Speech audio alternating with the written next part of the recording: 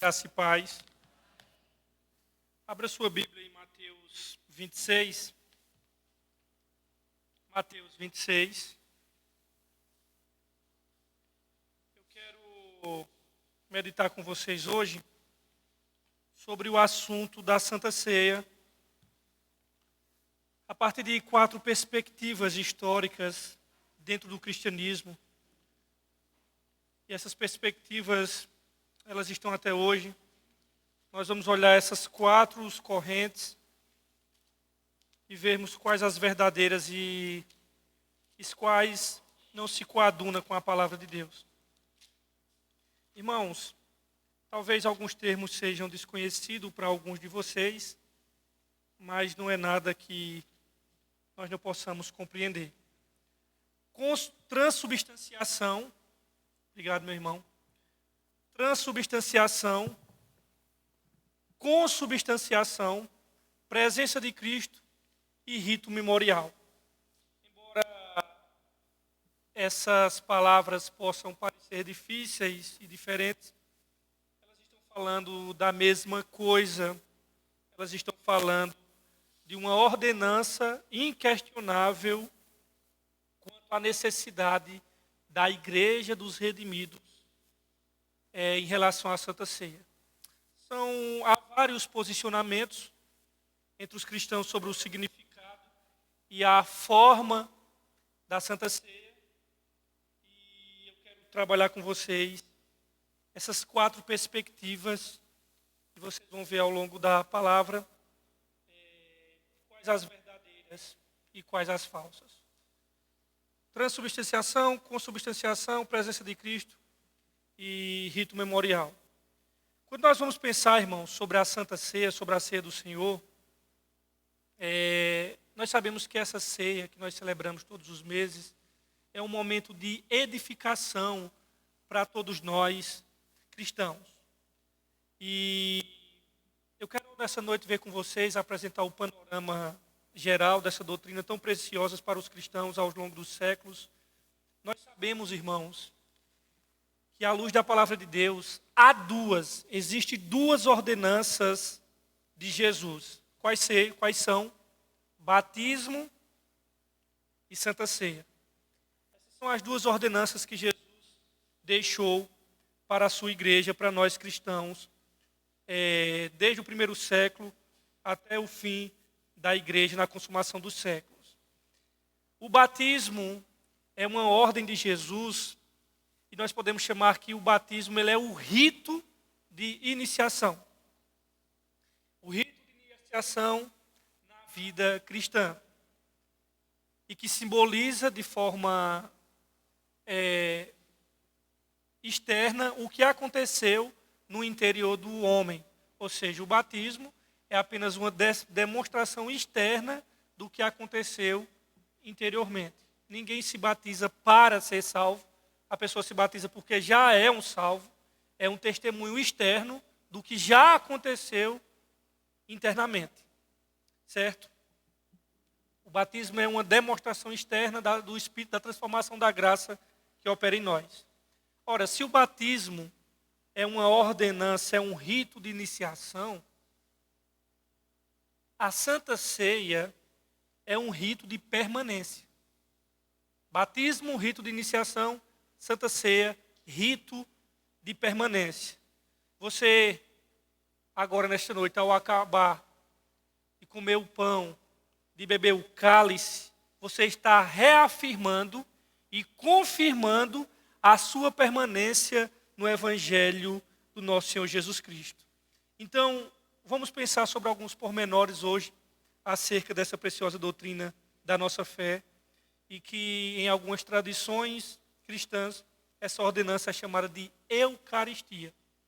Você pode associar logo à Igreja Romana, mas a palavra Eucaristia, irmão, ela significa simplesmente do grego ação de graças. Isso é o que significa Eucaristia, ação ou ações de graças. Então, de acordo com o Evangelho de Mateus, no capítulo 26, versículo 26, Mateus faz parte dos evangelhos sinóticos, que é Mateus, Marcos e Lucas.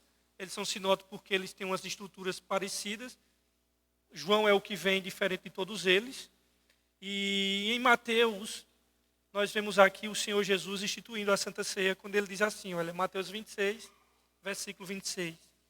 Ele diz, enquanto comiam, Jesus tomou o pão, deu graças, partiu e deu aos seus discípulos, dizendo, tomem e comam, isto é o meu corpo. Em seguida tomou o cálice, deu graças e o ofereceu aos seus discípulos, dizendo, bebam dele todos vocês. Isto é o meu sangue, da aliança que é derramado em favor de muitos, para perdão de pecados. Até aqui, meus irmãos. Irmãos, além de Mateus, tanto Marcos quanto Lucas, e o apóstolo Paulo, como vocês leram agora em Coríntios, faz uma apresentação da Santa Ceia. Eu diria uma apresentação brilhante e primorosa dessas exposições verdadeiras em relação à ceia do Senhor. Quando ele exorta aos coríntios, como vocês acabaram de ler, ele exorta aos coríntios a administrar essa ceia de maneira correta. Então, quando nós olhamos o quadro geral do Novo Testamento, e no início da igreja cristã, no livro de Atos, nós identificamos alguns pontos muito claros relacionados à ceia do Senhor. Primeiro, a ceia do Senhor, lá no livro de Atos, ela era celebrada frequentemente. Nós, por questão de organização, de agenda, não só nós, mas como a posição majoritária da igreja no mundo inteiro, celebra o primeiro domingo do mês. Algumas tradições de outras denominações celebram durante a semana, só que na igreja de Atos eles celebravam, eles congregavam todos os dias e ceava todos os domingos. Nós, e ao passar do tempo, por questão de organização, não tem nada de errado, nós celebramos uma vez por mês. Os cristãos primevos, ou seja, os cristãos primitivos, celebravam essa ceia frequentemente, todos os domingos. E o objetivo primário era justamente rememorar a obra de Cristo, isto é, trazer à memória a obra de Jesus, a sua morte, a sua vida e a sua ressurreição, e ao mesmo tempo nutrir a sua fé ser fortalecida na comunhão com Deus e na comunhão uns com os outros. Esse é um detalhe importante, irmãos, acerca da Santa Ceia. Paulo aos Coríntios, como nós acabamos de ler, no capítulo 15, trata desse tríplice propósito de rememorar a obra de Cristo, nutrir a nossa fé e fortalecer a comunhão. Lembre-se, esse é um tripé basilar elementar da fé cristã. E destaca-se ainda que há uma estreita relação, irmãos, entre o batismo e a Santa Ceia. É irmãos gêmeos, irmãos. São duas ordenanças que andam lado a lado. Como eu disse a vocês agora há pouco, o batismo é um rito de iniciação. A fé é tomada, o batismo é feito de maneira pública. E a ceia é um rito de permanência, de confirmação. Então, apenas os crentes, os regenerados, os nascidos de novo, os crentes batizados, podem participar da ceia. Esses são os pontos basilares quando nós abrimos o Evangelho, Mateus, Marcos, Lucas e a carta de Paulo em Coríntios. E eu quero falar para vocês aqui, à luz desse texto de Mateus que nós lemos, que Jesus, enquanto comia, o texto diz que ele tomou o pão, vocês estão aí com Mateus 26, 26, tomou o pão e abençoando partiu, deu aos seus discípulos, dizendo, comei, isto é o meu corpo. E a seguir ele deu graças e disse aos discípulos, bebei dele todos, porque isto é o meu, isso é o meu sangue, sangue da nova aliança, derramado em favor de muitos para a remissão dos pecados. Irmãos, a Santa Ceia, a ceia do Senhor, ela foi instituída para a edificação do seu povo, para a edificação da igreja. Mas só que, infelizmente, quando nós paramos para estudar a história da igreja, nós acabamos percebendo que ao decorrer da história surgiram muitas controvérsias, muitos debates, alguns deles debates inócuos, debates bobos, mas infelizmente essas posições conflitantes causaram intensos debates e divisões ao longo da igreja. E no que diz respeito à ceia do Senhor, as divergências são relacionadas a esses 4 pontos aqui que eu quero falar para vocês. A presença de Cristo, né? A eficácia do rito, o ministrante adequado, os receptores adequados e os elementos usados. Então, a ceia do Senhor, irmãos, embora seja uma ordenança expressamente dada por Jesus Cristo, praticada pela igreja, ela tem sido, até nos dias de hoje, controvérsias. Católicos, ou seja, melhor dizendo, romanistas, por exemplo, e protestantes, eles têm eles têm visões diametralmente opostas em relação à ceia do Senhor. Talvez você seja um evangélico, eu falo evangélico não no termo dessa palavra que foi desgastada, mas o evangélico é o evangélico no termo da semântica mesmo. De onde foi oriundo a palavra. Não esse desgaste que está tendo hoje da palavra evangélico. Que o que é ser evangélico? É ser portador do evangelho. Isso significa ser evangélico. Infelizmente, para a sociedade, evangélico hoje já é outra coisa, né? É igual a palavra amor. Hoje, a TV e as novelas e os cinemas lá em Hollywood coloca adultério, fornicação, relação de homem com homem, mulher com mulher, e chama isso de amor. Nós sabemos que isso é paixão infame. Só que a sociedade tem a capacidade de desgastar as palavras. E o termo evangélico, quando é desgastado, no entanto, quem estuda a semântica sabe que ser evangélico nada mais é do que ser portador do evangelho. Isso significa ser evangélico. Mas nós que estamos inseridos no meio do evangelho, né, evangélico, nós temos visão diametralmente oposta do catolicismo, mas muitas vezes os próprios evangélicos nem entendem as suas visões. E nem entendem também a visão romana quanto a esse assunto. E entre os protestantes, há controvérsias também. Porque há controvérsias contra a natureza e os efeitos da ceia. E é por isso que eu quero fazer um panorama geral dessas 4 perspectivas para que vocês tenham uma visão mais profunda, não superficial, de um rito que vocês veem todos os meses aqui e muitas vezes não sabem nem o que está fazendo e não entendem nem sequer e nem se contextualiza. A primeira perspectiva que eu quero dar, da perspectiva maior, e aqui essa perspectiva maior eu vou englobar o romanismo. A primeira delas, irmãos, é chamada de transubstanciação. Transubstanciação. A transubstanciação católica é a doutrina oficial da Igreja Romana, da Igreja Católica. E segundo essa perspectiva da transubstanciação, que inclusive está documentada na Igreja Romana, é documento oficial, segundo essa perspectiva, a ceia do Senhor é uma representação do sacrifício de Cristo. E eles vão dizer, aí onde entra, o pão e o vinho, eles se tornam literalmente o corpo e o sangue de Cristo. É literal, meu amigo. O corpo de Cristo, naquele momento, ele se torna literal. Por isso que o termo transubstanciação. Então, na celebração da Eucaristia, e essa palavra Eucaristia não tem nada de errado, ela vem do grego, ações de graças. Na celebração da Eucaristia,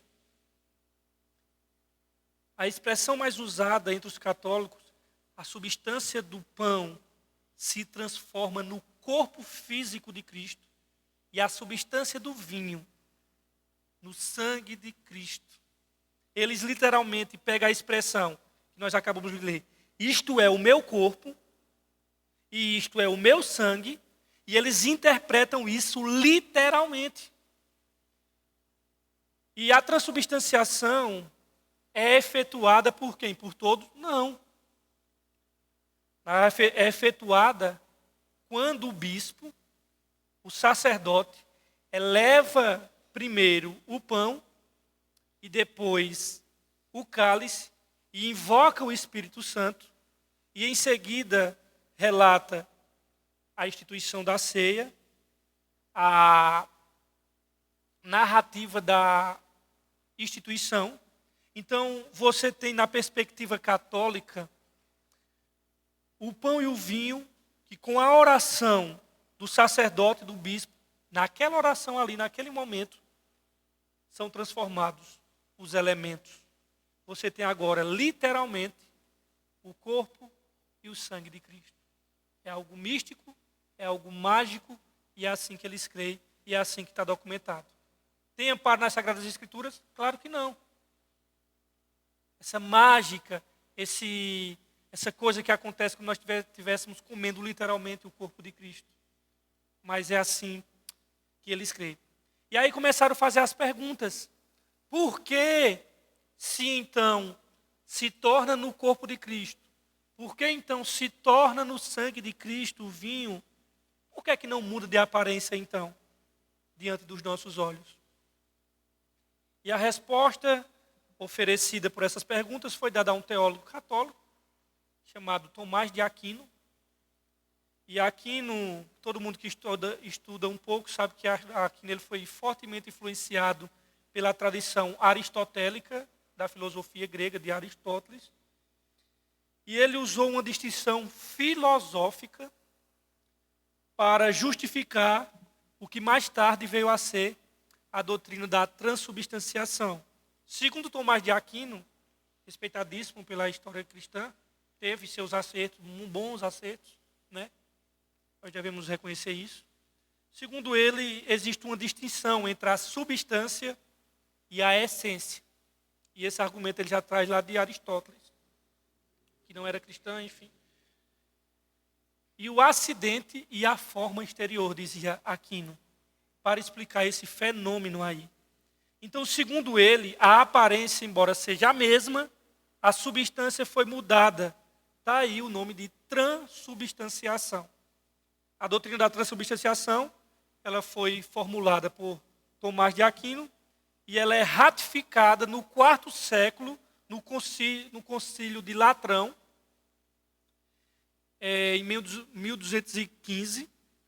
Então, os católicos acreditam, e eu ratifico aqui, está documentado isso, que de fato, com a oração do bispo ou sacerdote, o pão e o vinho são transformados no sangue de Cristo, embora não sejam percebidos aos olhos. A essência foi transformada. A ponto de conversar com alguém e ele dizia assim: eu já senti o gosto do sangue no momento que eu estava ceando na igreja católica.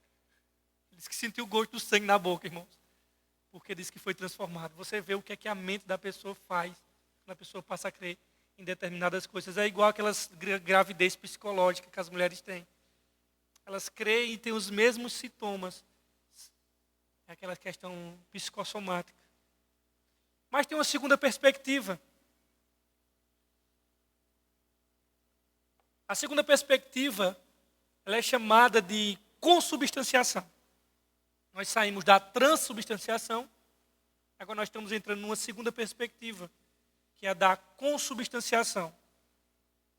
Antes do advento da reforma protestante, no século XVI, outros reformistas, entre os quais podemos citar, por exemplo, John Wycliffe, eles denunciaram essa prática romana, essa doutrina da transubstanciação.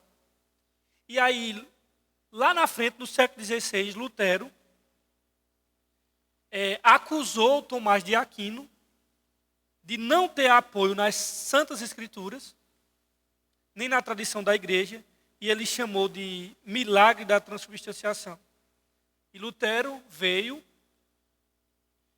e ressaltou que essa doutrina, defendida pela Igreja Católica, ela não tinha amparo nos 1.200 anos, de fato, na história da Igreja e nem nas Sagradas Escrituras. A própria palavra transubstanciação foi cunhada em 1040 por uma pessoa que no futuro seria o Papa Alexandre III.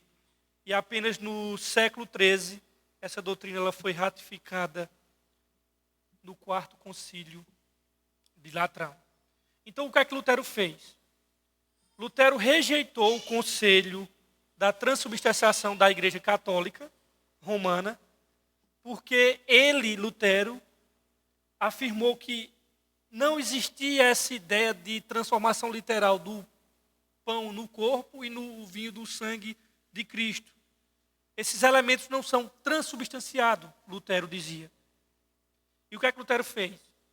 Lutero veio, rejeitou isso aí, e com o propósito de manter a reverência nesses elementos, nisso daí ele estava certo,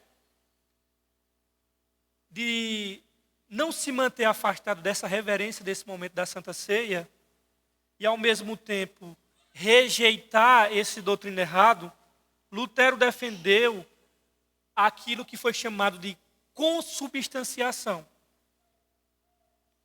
E aí ele vai dizer que a união entre o corpo de Cristo, representado pelo pão, e o sangue de Cristo, representado pelo vinho, a substância do pão e do vinho na mesa do Senhor, aí vinha a consubstanciação. Lutero também errou do mesmo jeito, irmãos. Deixa eu ler aqui um trecho do catecismo dele que diz assim: o que é o sacramento do altar? É o verdadeiro corpo e o sangue do nosso Senhor Jesus Cristo, instituído pelo próprio Cristo, sob o pão e o vinho para nós cristãos, comermos e bebermos. Então, segundo Lutero, irmãos, embora os católicos sejam errados ao defender que o pão e o vinho são transformados no corpo e no sangue de Cristo, Jesus está verdadeiro e completamente presente no sacramento, naqueles elementos. E ele está defendendo, portanto, uma união sacramental.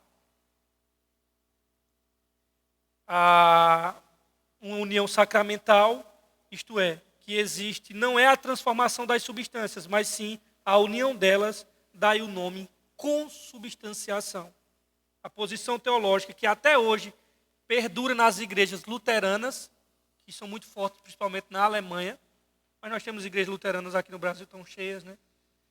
A posição teológica dos luteranos tem sido ilustrada da seguinte maneira: assim como a água está presente dentro de uma esponja, a água não é a esponja, mas está presente em, com e sob a esponja.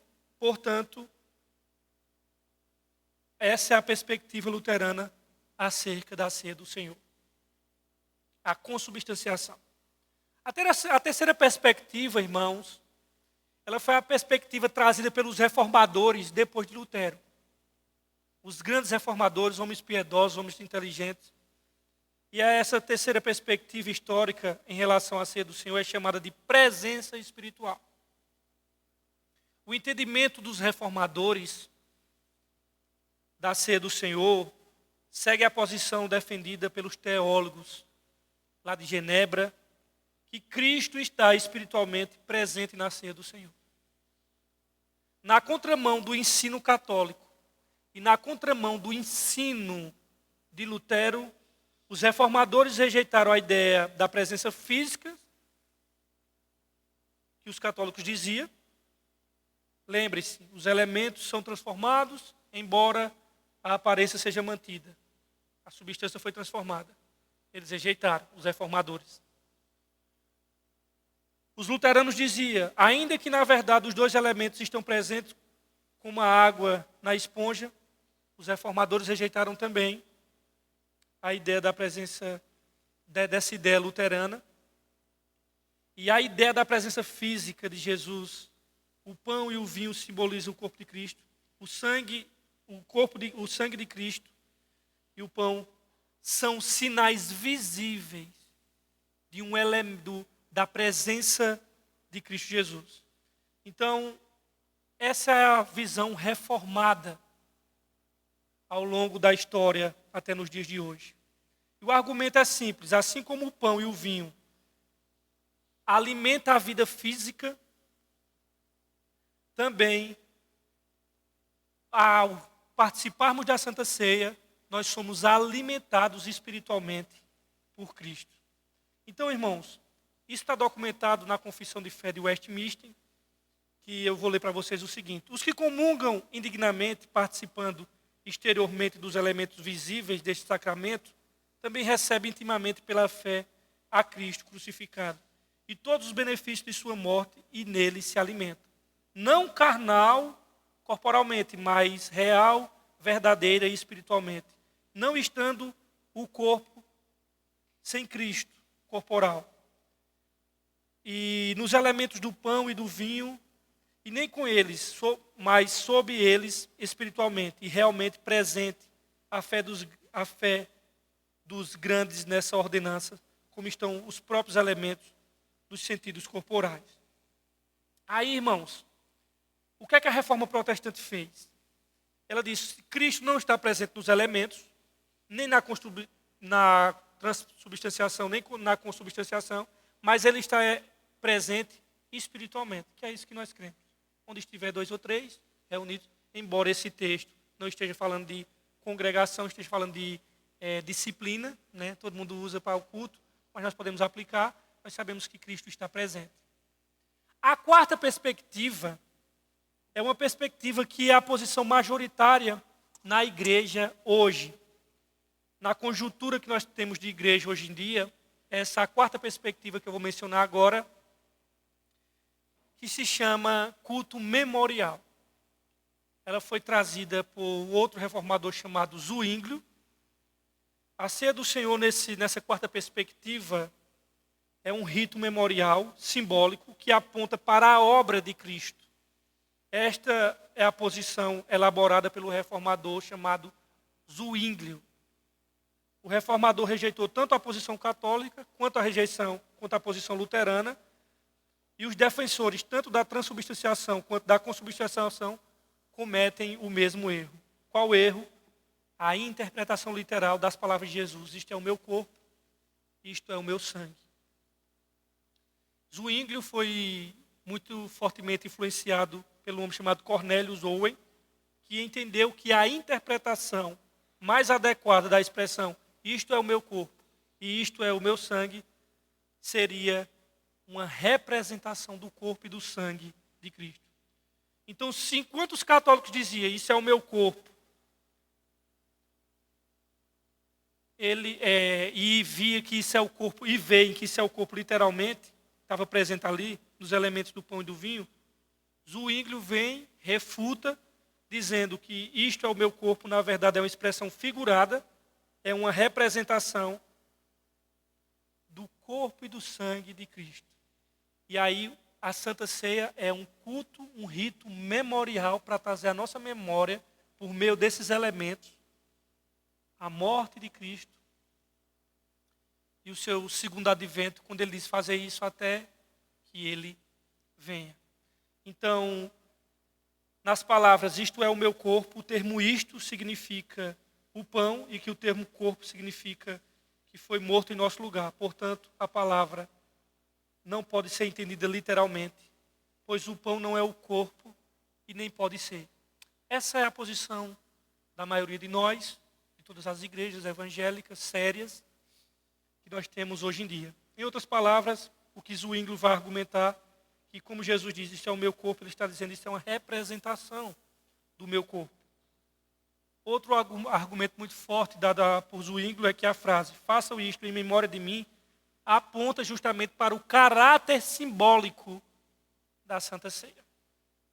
Portanto, o pão e o vinho simbolizam o corpo sendo um rito memorial da redenção, que traz à memória o que Cristo fez em favor do seu povo. Se você pegar, por exemplo, uma igreja que tem uma grande expressão no mundo, por exemplo, as igrejas batistas em gerais, elas se associam a essa posição daqui, da posição do rito memorial. É simplesmente simbólica, lembrando vivamente ao comungante aquilo que Cristo fez em seu favor na cruz, apelando para uma nova dedicação de sua vida a Deus na cruz do Calvário. Então, irmãos, a ceia do Senhor, o que é que ela é? Ela é o que nós estamos vendo aqui. Ela é memorial, irmãos. Ela é memorial. Ela é um rito memorial que o Senhor fez, mas eu creio que nós podemos amalgamar a terceira posição com a terceira posição dos reformadores com a posição de Zwinglio, e dá tudo certo. Que ao mesmo tempo que a Santa Ceia, ela é um rito memorial, está certo, Zwinglio acertou nisso aí, mas nós podemos dizer também que tem a presença de Cristo nela. Não nos elementos, mas Cristo está presente, irmãos. Ou ele não está presente? Se ele anda no meio das 7 igrejas, eu conheço as tuas obras. Então nós podemos dizer sim, que a Santa Ceia, ela é, de fato, um rito memorial, onde a presença de Cristo está presente. Essa seria a perspectiva mais certa de celebrarmos a Santa Ceia do Senhor Jesus Cristo. Então, irmãos, não só os batistas, né, tem outras denominações que creem assim. Eu citei a batista porque ela é mundialmente conhecida. E então a ceia do Senhor é memorial, ela é perpétua. A ceia do Senhor não pode acabar até que Ele venha. Esse é o ponto. Ordenada por Cristo para ser praticada por seus discípulos em sua memória até o retorno triunfal. No entanto, nós temos observado, irmãos, que a junção dessa terceira perspectiva com a quarta perspectiva de Zwinglio, ela é a forma mais correta à luz das Sagradas Escrituras. Nós celebramos aqui, lembramos ao comermos do pão a morte de Cristo, o seu corpo, sabendo que esse elemento aqui é simbólico, não se transforma no corpo dele, e o sangue também não se transformou, é memorial. Irmãos, a ceia não é... O perigo é dizer, não, a ceia é apenas símbolo, quer dizer que Jesus não está presente, irmãos? Esse é o ponto que eu quero enfatizar, para nós amalgamarmos o terceiro elemento dos reformadores com o quarto. Porque se eu digo apenas que é um símbolo, eu estou dizendo que Jesus não está presente ali. Ele está ou não aqui? Está presente. Presença espiritual, mística. É claro que ele está. Então, de fato, a ceia não simboliza apenas o que Cristo fez, mas também ela nutre a fé daqueles que recebem o pão e bebem o cálice pela fé. Então, a ceia do Senhor Jesus Cristo foi instituída por Ele na mesma noite que foi traído, e foi instituída por Ele para ser observada nas igrejas até o fim do mundo, a fim de lembrar perpetuamente, ser um testemunho do seu sacrifício, da sua morte, para confirmar os crentes na fé e todos os benefícios delas decorrentes, para promover crescimento em Cristo e para encorajar o maior engajamento dos cristãos em todos os seus deveres com Cristo e com os seus irmãos, e termos essa comunhão uns com os outros. A ceia, irmãos, é a presença simbólica, significante, isto porque existe uma espécie dessa união mística, presencial, espiritual de Cristo, junto com esses elementos memorial. Então, em síntese, para nós fecharmos aqui, os cristãos celebram a ceia do Senhor como expressão de sua obediência e fé, e creem que o Cristo crucificado ressuscitou e retornará triunfantemente em poder e glória. O texto clássico que nós lemos em todas as ceias que Paulo escreveu aos Coríntios, o capítulo 11, né, que vocês leram, porque eu recebi do Senhor o que também vos entreguei, que o Senhor Jesus, na noite em que foi traído, tomou o pão e, tendo dado graças, o partiu e disse: isto é o meu corpo, que é dado por vós, fazei isso em memória de mim. E depois ele disse, por semelhante modo, tomou o cálice, dizendo: este cálice é o cálice da nova aliança no meu sangue, fazei isto todas as vezes que o beberdes em memória de mim, porque todas as vezes que beberdes este cálice, anunciais a morte do Senhor até que ele venha. Essa passagem de Paulo aos Coríntios, no capítulo 11, mostra ser como um memorial, e ao mesmo tempo esse memorial confere graça àqueles que tomam pela fé. Esse memorial da redenção simboliza 4 realidades muito importantes. Irmãos, quais são as 4 realidades muito importantes quando nós celebramos a Santa Ceia? A primeira delas é a morte de Cristo. Então, quando nós celebramos a Santa Ceia, a primeira coisa que nós fazemos é que nós olhamos para trás. Nós olhamos para aquilo que aconteceu há 2000 anos lá em Jerusalém. Cristo crucificado. Jesus de Nazaré, exposto diante dos olhos de todo mundo. Então a primeira coisa que a ceia faz é nos levar a olhar e fixar os nossos olhos no passado.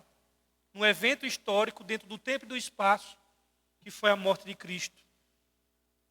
E aqui eu faço uma observação muito importante. Nunca nós podemos perder de vista, irmãos, que a ceia pode ser praticada, não pode ser como se fosse um apêndice, uma nota de rodapé no culto. A ceia é o evangelho dramatizado.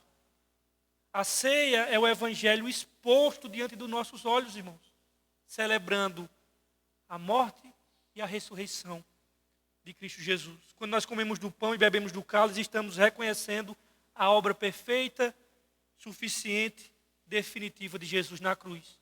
Nossos olhos são remetidos para o passado. Ele morreu por nossos pecados e ressuscitou para a nossa justificação. Portanto, a ceia está diretamente relacionada à morte vicária, penal e substitutiva de Jesus. Mas ao celebrarmos a ceia, nós não só olhamos para trás. Nós olhamos também, irmãos, nós olhamos para dentro. Porque examine-se, pois, a si mesmo. Nós olhamos para o nosso coração, como anda a nossa vida com Deus. Se nós abrigamos pecados de estimação no nosso coração, como anda a nossa vida cristã, como anda a nossa comunhão com o Senhor, as nossas obrigações na vida cristã. Se o batismo é o rito de iniciação, a ceia é o rito de permanência. Nós somos beneficiados com a morte de Cristo. Ao comer do pão e ao beber do cálice, nós estamos confirmando a nossa fé no Senhor Jesus. E quando tomamos a Santa Ceia, não somos apenas lembrados de algo, mas estamos também olhando para dentro do nosso coração. A ceia também, irmãos, nos leva também a olhar não só para trás, não só para dentro, mas olharmos também para o nosso redor, para os nossos irmãos. Esperar uns pelos outros. E aí nós lembramos, cadê aquele irmão que não pôde estar presente? Como é que estão os irmãos? Temos o irmão Veloso, temos Letícia, temos outros irmãos que estão doentes, que não puderam estar presentes. Nós olhamos para trás, olhamos para dentro, nós olhamos para o nosso redor, para os nossos irmãos. Por que é que não estão aqui conosco, em comunhão, nesse momento tão singelo e sublime? Mas a ceia só não faz a gente olhar para trás, para dentro e ao redor, mas ela faz a gente olhar para frente. Ela aponta, irmãos, para o advento de Cristo. Até que ele venha. E percebe que a ceia ela é o elo entre a primeira vinda de Cristo e a sua segunda vinda.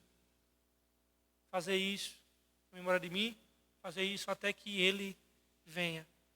Ela olha para o Cristo que veio humilde, montado no jumentinho, sofredor lá em Israel, e ela liga com o Cristo glorioso, o leão da tribo de Judá, que irá rasgar os céus e colocar fim ao mal, à maldade e aos perversos. Então, a Santa Ceia, ela tem nós sabemos, irmãos, que a ceia também ela aponta para essa unidade da igreja. A fé tem uma dimensão privada, é verdade. Nós oramos em casa, jejuamos em casa, meditamos em casa na palavra de Deus. Mas a fé também tem uma dimensão pública e comunitária. Nós somos o povo salvo pela perfeita obra de Cristo na cruz do Calvário. Nós nos reunimos como irmãos e irmãs em torno do Evangelho. Do Deus que, através da cruz do Calvário, uniu, derrubou a parede de separação que havia entre judeus e gentios e formou um novo povo chamado igreja. Porque embora, Paulo diz aos Coríntios, embora nós sejamos muitos, somos um só corpo, porque todos nós participamos de um único pão.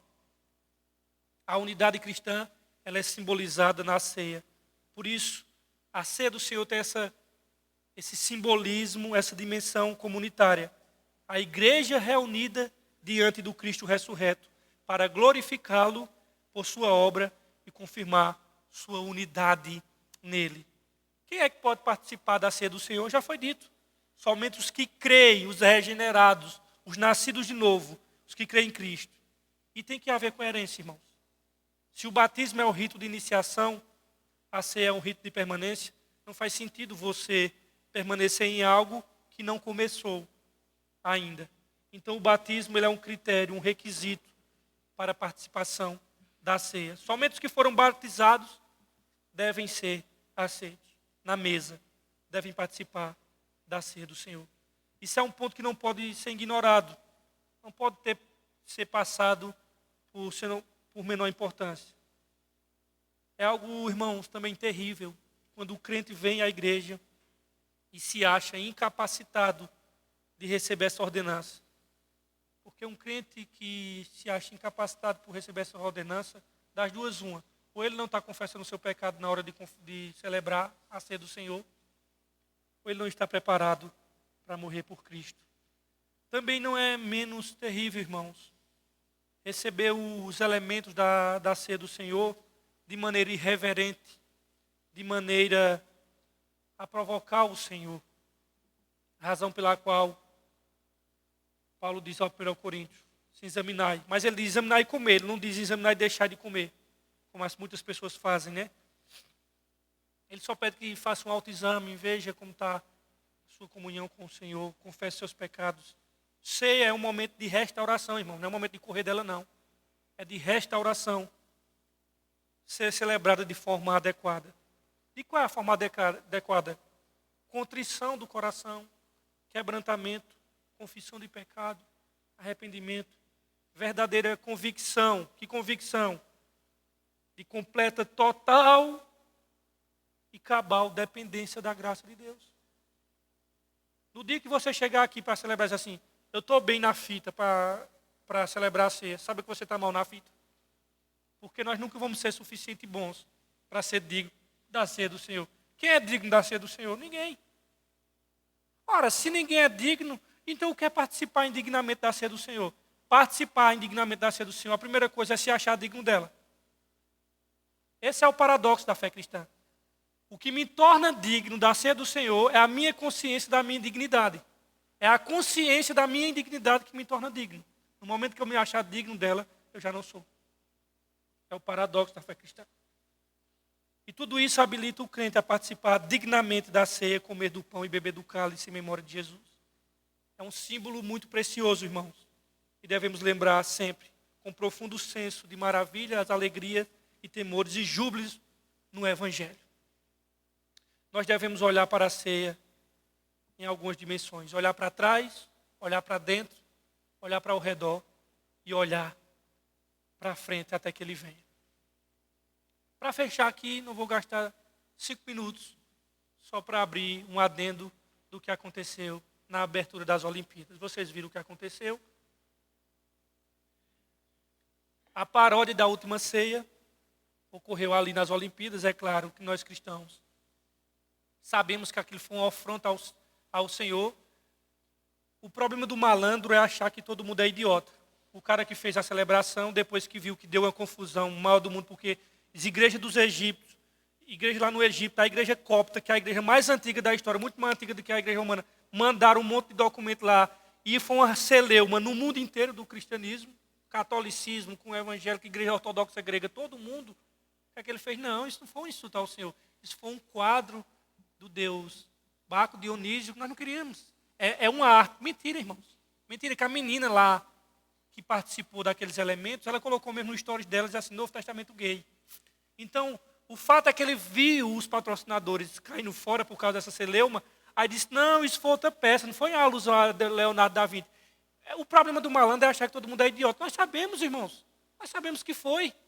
Foi uma afronta à ceia do Senhor, ridicularizando, tripudiando a ceia do Senhor. Muitos crentes idiotas passaram a dizer, não, rapaz, olha aí, foi esclarecido. Isso foi as festas dos deuses de tal artista que pintou isso. Mentira, irmãos, isso veio depois. Mas o fato é que ali foi uma alusão direta à ceia do Senhor, com vários drag queens ali na mesa. E daqui a pouco eu vou explicar qual era a mensagem que estava querendo ser passada ali. Nós sabemos que o Evangelho, desde a época do Senhor Jesus, nós passamos por deboche, nós passamos por um monte de piadas no mundo inteiro. Não vai ser diferente, não espere diferente. O cristianismo ele já está muito bem tarimbado em relação a isso. É claro que isso, para nós cristãos, nós não estamos aqui com raiva no sentido de querer matar, não. Nós somos experimentados há 2000 anos, irmãos, matando a gente, o mundo nos odiando, e idiotas for você esperar que o mundo vá aplaudir você, não vai. O Salvador diz, se eles me odiarem, eu vou odiar vocês. Não queira se enquadrar, não, que mundo é mundo, meu querido. Mundo é mundo e acabou-se. Mas o que está em jogo, irmãos, e que os cristãos não estão percebendo, que o buraco é mais embaixo. Nós temos, e eu quero aqui, o evangelho não é religião, o evangelho de Cristo não é religião, mas eu quero usar esse termo só por questão didática. O evangelho não é religião, mas eu vou chamar ele de religião, tá? O que tem hoje em dia, irmãos, são apenas 2 mesas e 2 religiões. E naquele momento ali das Olimpíadas, o que está sendo oferecido ao mundo ali é uma oferta de uma falsa religião, de uma religião secular. Uma religião, irmãos, baseada nos meus desejos, baseada nas minhas afeições. E não importa o que eu deseje, e não importa as minhas afeições. Ela tem um lugar de supremacia à mesa. Essa nova religião, que já é orquestrada pelo espírito do anticristo, estou falando não que era o anticristo, mas o espírito do anticristo, ela está baseada nas afeições, nas aspirações humanas. Por quê? Por liberdade. Uma liberdade que é independente de Deus e que oferta um pseudo, a palavra pseudo é falso, um falso pluralismo, quando no fim o que se vende naquela mesa ali é a possibilidade das pessoas estarem sentadas numa mesa ao redor de sua própria vontade.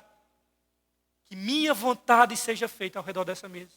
Que eu não precise renunciar a nada. É a minha liberdade com os meus desejos e vai estar aqui nessa mesa.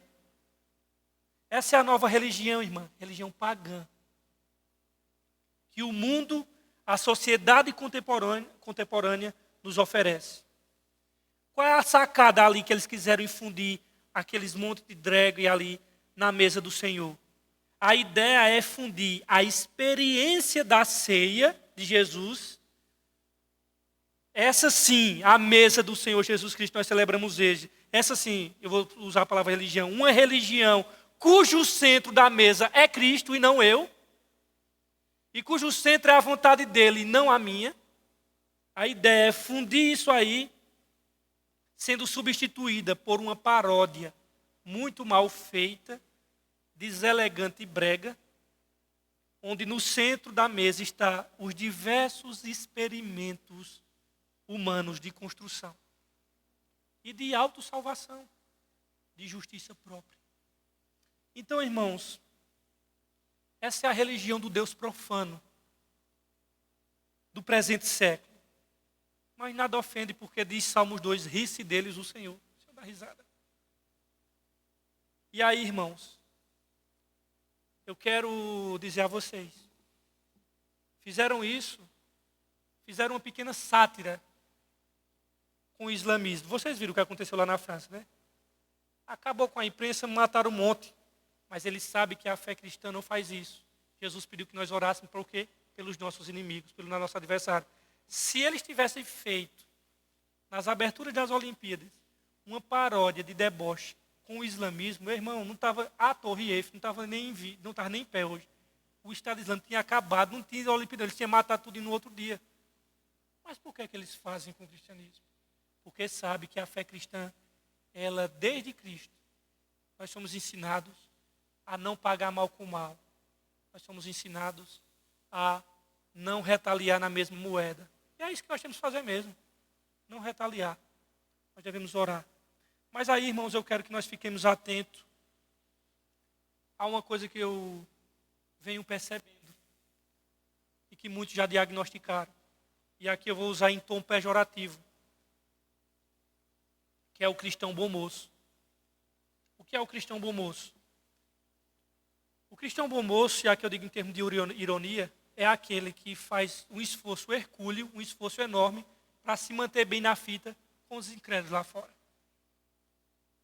Sempre que ocorre uma tripudiação da fé cristã, sempre que a fé cristã é caluniada, desrespeitada, quem aparece? O cristão bom moço. O bom moço, ele não se ofende por zombarem da fé cristã. Agora, zombre de um preto, de um gordo, de um negro, de que for, que não é para zombar mesmo, de fato. Aí o cristão bom moço, ele entra em cena. Ah, não faça isso. Só que quando é os elementos da fé cristã, da própria fé que ele diz que tem, ele fica caladinho, bonzinho, não fala nada. Agora ele defende tartaruga, defende todo mundo.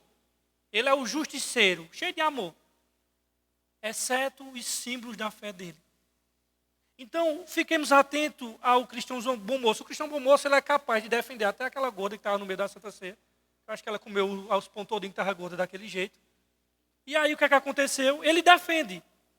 Mas, interessante que ele não se liga com a zombaria, com o sacramento mais importante da fé cristã. O bom moço cristão, ele consegue reverter a blasfêmia para a culpa do fundamentalismo, mas nunca confronta o que estão de fora. Ele é forte para criticar a igreja, ele é o justiceiro da igreja. Gosta de arriar o pau na igreja, ele é o justiceiro. Só que quando começa os de fora a atacar a fé cristã de forma desrespeitosa, porque até o Estado Islâmico, não sei se vocês sabem, o islamismo, Jesus está lá nas suras, como um profeta, e o Estado Islâmico botou um boletim, viu, disse, olha, o que estão fazendo isso é desrespeitando Jesus, porque Jesus aqui dentro, ele é mestre. Claro que nós sabemos que ele é muito mais que mas ele é profeta. E o Estado Islâmico não gostou daquilo. Claro que se fosse com Maomé, eles teriam ficado com mais raiva, né? Mas eles não gostaram, porque Jesus, no meio do Islâmico, ele é respeitado. Ele é tido como um profeta, claro, menor do que Maomé. Então, o bom moço cristão, e eu estou falando aqui com ironia, ele não se incomoda quando a fé cristã está sendo atacada. Mas para atacar a igreja, ele se transforma no bonzinho, assim, no justiceiro. Para ficar bem na fita, para mostrar aos incrédulos, os filhos de Satanás lá fora, que ele é assim, está vendo que eu não falei nada como eles? Aqui, critico eles. Agora, quando os filhos de Satanás atacam a fé cristã, sabe o que o moço faz? Ele fica caladinho, ó. Interessante, né? Ele é bom para arriar o pau na igreja. Agora, para quando os filhos de Satanás vêm para atacar a fé cristã, sabe o que ele faz? Igual ajuda, nega o Salvador. Esse é o cristão bom moço. Ele acha, não, há um diálogo. E o bom moço acha que, como se o confronto não fosse parte da fé cristã. Meu amigo, Jesus Cristo disse lá em Mateus que eu vim trazer foi a espada e vim colocar pai contra filho e filho contra pai. Foi o Salvador que disse isso, irmãos. E aí, o bom moço, as críticas dele são sempre contra os da fé dele mesmo. É tudo da fé dele, porque ele sabe que os da fé podem ser zombados, enquanto os de fora ele não pode ser zombado. Ele se coloca na posição ali do equilibrado. Ele não tem o zelo que os pais da igreja tinham, mas também não tem a capacidade de morrer por Cristo. Ignora que o movimento que zomba de Jesus é o único movimento real hoje que ameaça o Ocidente contra a liberdade cristã. Irmãos, estudem o movimento woke. O movimento woke. Existe uma agenda do movimento woke, que dentro dessa agenda, eles querem destruir, desconstruir todos os elementos da fé cristã. Comece a pesquisar o que é o woke e o wokeismo. Vocês vão entender tudo que está acontecendo aí. E o cristão bom moço, o que é que ele faz? No fundo, o bom moço cristão, ele não critica lá fora porque é um jeito sutil, traíra de Judas, para ficar de bem na fita com os que estão de fora. E não querer ter atritos contra os filhos de Satanás. Queridos, prestemos atenção também nos cristãos bom moço, que é rapidinho para criticar a igreja, mas não tem força e peito e hombridade e fibra para que quando a fé cristã está sendo atacada, ele fica caladinho e não diz nada, porque ele quer ficar bem na fita com os amiguinhos incrédulos, com os parentes e com os seus, e seja lá quem for, lá de fora. Fiquemos de olho também nos cristãos bom moços. A palavra está com o nosso irmão Toninho.